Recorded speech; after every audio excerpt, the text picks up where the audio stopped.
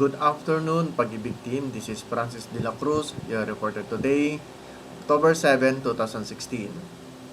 Bigyan ko lang kayo ng update dito sa Pampanga.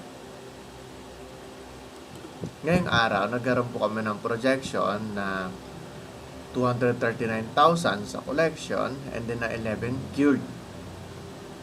And then bigyan ko lang po kayo ng update kahapon sa pag-field namin sa Tarlac ni Mr. Brian Sinense.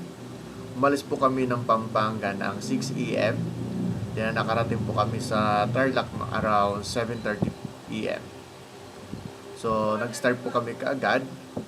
Although malalayo ang lugar and then mainit, so okay lang po yon para din sa aming team naman dito sa Pampanga. Then natapos po kami around 4:30 PM. So nakarating po kami dito sa office mga 5:30 PM na po.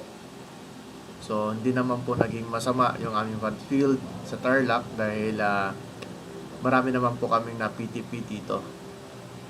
So ngayong araw, nag-end po kami sa collection na 249,722 and then 5 cured lamang.